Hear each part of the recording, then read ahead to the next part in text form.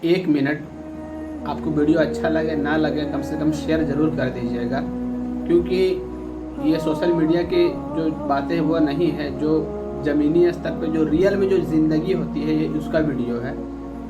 कहने का मतलब है कि जब बेटी की शादी होती है, बाप इतने जिम्मेदारियों से न जाने कहाँ कहाँ से पैसा ला करके उस बेटी की शादी करता है।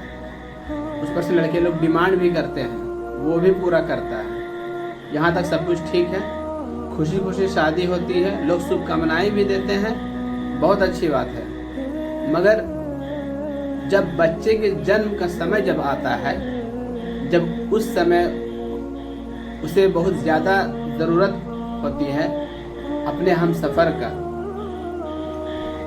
मैं सब की बात नहीं कर रहा हूँ, जो सब मतलब लड़की वाले बैकग्राउंड सबका अच्छा ही होगा, मगर उस समय बहुत ही ज़रूरतमंद होती है वो लड़कियाँ कि उसको सब देखभाल करे, अच्छा से खिलाए पिलाए।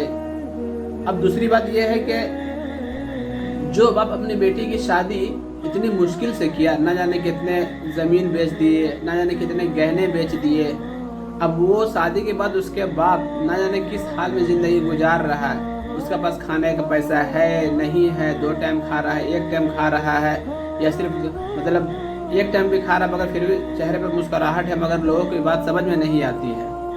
कहने का मतलब है कि ठीक है, वो कोई भी हालत में खा रहा है, किस तरह खा रहा है, ससुराल वाले को तो पता नहीं है।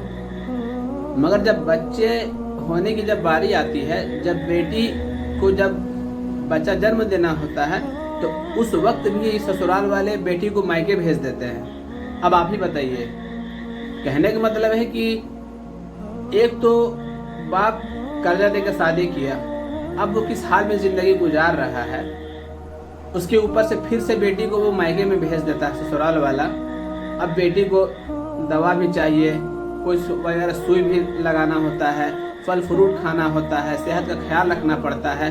तो एक गरीब बाप अभी जो तुरंत अभी शादी करके अभी 4 महीना नहीं हुआ, 5वां महीना ससुराल वाले बेटी को मायके में भेज देते हैं, तो वो अब कहाँ से करेगा? आप ही बताइए ना। अगर जब ससुराल वाले को यही करना था तो पहले ही बोल देना चाहिए था।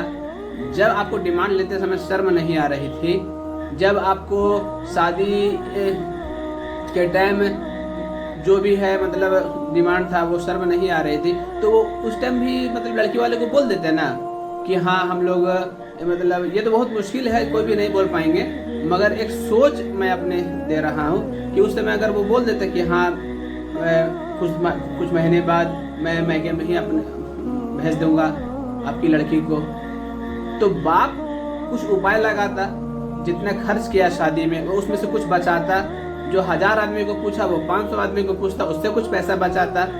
अगर उसे पता होता कि हाँ बेटी को फिर से यहीं आना है, उसके बच्चे के जन्म की परवरिश यहीं करनी है, देखभाल यहीं करना है जब तक डिलीवरी नहीं हो जाता है। आपको पता है न जाने कितने खर्चे हो जाते हैं डिलीवरी के टाइम।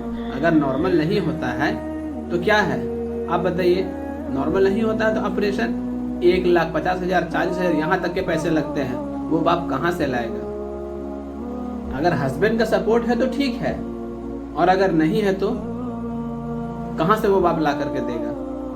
उसके बाद भी जब डिलीवरी हो जाती है तो वाइफ भी कमज़ोर होती है, उसके लिए फिर दवा वगैरह, फल फ्रूट वगैरह, दूध वगैरह ये सब पीना है।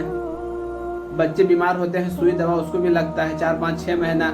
मतलब शादी की अब आप 5-6 लाख रुपया में, अब फिर जस्ट एक साल में फिर से उसको कम से कम 2 लाख रुपए इस तरह खर्चा हो जाता है। तो मैं आपसे ये गुजारिश कर रहा हूँ, आपसे ये अपील कर रहा हूँ कि कृपया ऐसा ना करें, इतने लोड एक बाप को ना दें।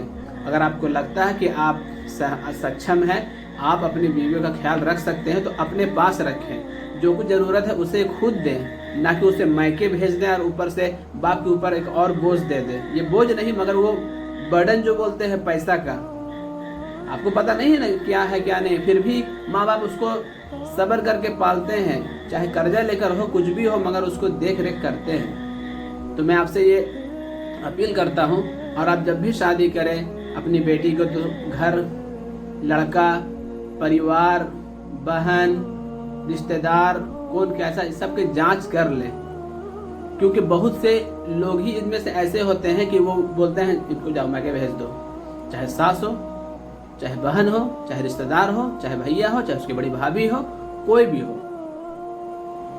आपके पास सक्षम है, आपके पास औकात है कि हाँ हम अपनी वाइफ को रख सकते हैं, देखभाल कर सकते हैं, उसका खर्चा खुराकी का हम कर सकते हैं। आप इसीलिए तभी ना शादी किए हैं। आप जब कुछ कर ही नहीं रहे थे तो क्यों शादी की आपने? नहीं करना चाहिए था। क्यों लड़की की जिंदगी में आप और परेशानी ला रहे हैं? ये बहुत हर घर का मुद्दा हो गया है। ऊपर से न जाने कभी कभी मतलब जब डिलीवरी होने के बाद फिर बच्चा 1 साल 2 साल का बड़ा हो गया, फिर ससुराल में तन बन, फिर बहन उठ के अपने मायके में आ रही है। घर का माहौल यहाँ लड़के भाई लोग का ठीक है, सब कुछ ठीक है, मगर फिर क्या हुआ? बहन आई है, क्या हुआ? तो झगड़ा हुआ। क्या है? तो सास ससुर से, तो मतलब दामाद से, फिर उसका अलग से टेंशन, खर्चा खुराक उधर से आ नहीं रहा है, फिर भाई का अलग प्रेशर, अपनी फैमिली को देखे, अपने माँ बाप को देखे, कि अपनी जो बहन ससुराल से मैके आई उसको देखे। कितनी परेशानी होती है। आप ये बातों को समझें। अगर आप सक्षम है शादी करने में तो ही करें, माँ बाप के ऊपर जो ये डबल प्रेशर ना दें। मैं इन्हीं सब बातों से अपनी बातों को खत्म करता हूँ। मेरा चैनल हर घर का मुद्दा, मैं ऐसे ही वीडियो आपके सामने लाऊंगा। आशा करता हूँ आप मेरी बातों को समझ चुके होंगे। और मैं इससे पहले भी एक वीडियो बनाया हूँ, बहन ससुराल में बेटी के साथ न जाने कैसे ताने बाने होते हैं, क्या होते हैं, वो आप मेरे लिंक में जाकर देख लेंगे। मैं डिस्क्रिप्शन में वो लिंक दे दूंगा।